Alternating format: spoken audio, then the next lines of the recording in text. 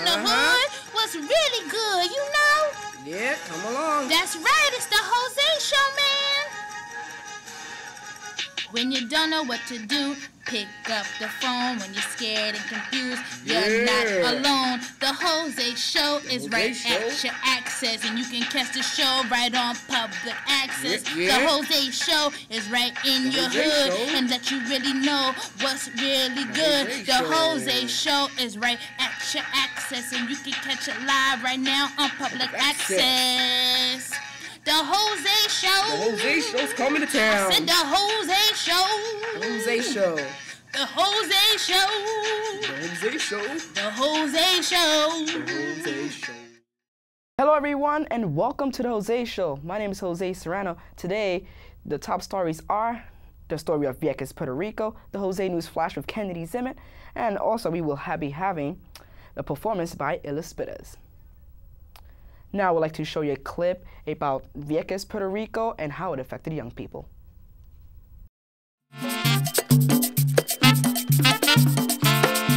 Vieques, a beautiful island located 1 hour away from Puerto Rico in the Caribbean Sea, was once at the center of a bitter struggle between its citizens and the U.S. Navy.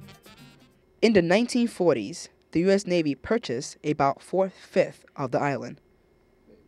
Taking over 3/4 of the island, creating a horrible social and economic disaster here with their control of the lands, with their brutal and violent presence. As you can see on this map, the population was displaced to the center of this small island. Estaban los militares aquí, pues yo era un chamaquito, yo era un nene. Y en verdad, pues yo quería que se fueran ellos. Yo nunca, como que, si yo veía a un militar por ahí, pues o le hablaba mal o le caía pedra. The U.S. Navy converted this beautiful inhabited island into a bombing range used for military practice. For 63 years, the U.S. Navy continued to do this. With their brutal and violent presence here, with their destruction of the environment through bombing and other military activities, all of this obviously had its repercussions in the community, and the people of Vieques rebelled against that presence at different times. Ellos tiraban pepper spray. Cuando nosotros nos parábamos a la verja, ellos nos tiraban con pepper, nos rozaban con pepper y nosotros nos metíamos allá para que ellos se fueran. Y ellos nos daban tiros con las cositas de goma. Bueno, yo pienso que ellos tuvieron 60 años aquí metidos y cogieron a Vieques y lo destrozaron completamente. On April 1999, David Sanans, a Navy serviceman, was killed when 2 bombs missed their intended target by 1.5 miles and fell 30 feet away from him and killing him instantly.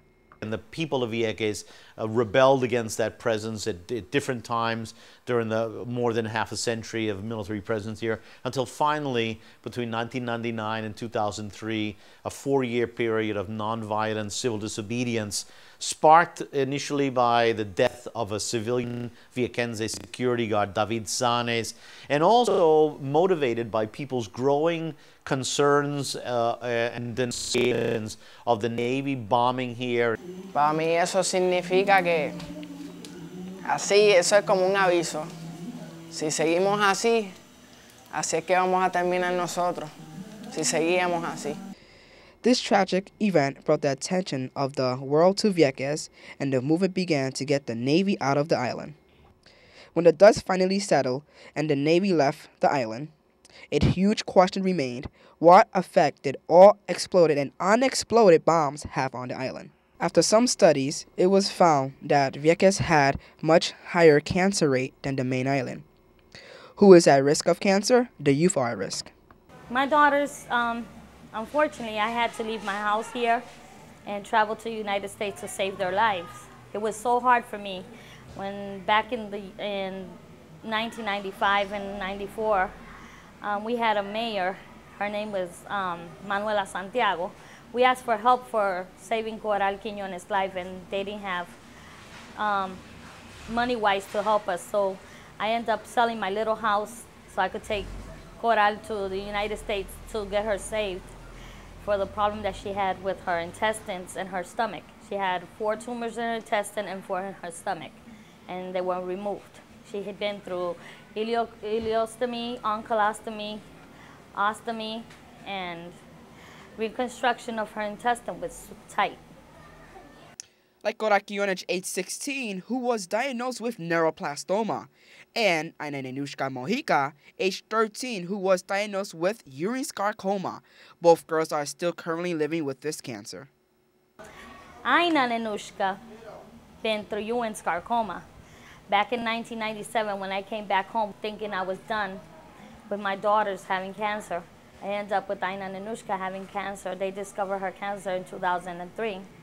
Ewing sarcoma is cancer in the blood and in the bones, and it attacked her jaw, her upper jaw on her right side, which had to be removed. Half of her tooth was pulled out, and they reconstructed her jaw with a bone from her right leg, and they did a new jaw for her. Chemo and radiation was treated in Sloan Kettering Cancer Center, and now she's in remission, and we're back home in Vieques, Puerto Rico, which I appreciated so much for the doctors in New York and the people over there that gave me their hands. My neighbors in 575 Castle Hill, they helped me a lot. There were other major issues like contamination in the water, in livestock, and pollution in the air from the chemicals in the bombs. Now the citizens of Vieques can live in peace. Or can they?